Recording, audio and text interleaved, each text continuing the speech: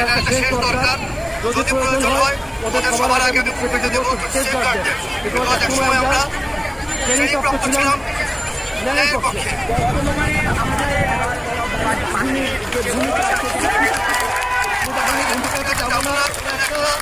নির্দিষ্ট নীতিমালার মধ্যে আছে।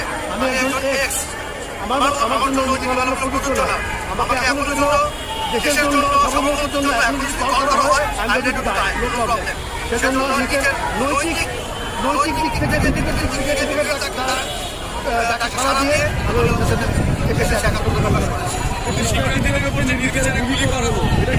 আমি ব্যাপারে বললাম তো আমরা অনেক দেরি করে ফেলেছি। আমাদের মতো আরো অনেকে যারা আছে তাদের মাঠে নামানো, সবাই মাঠে নামো।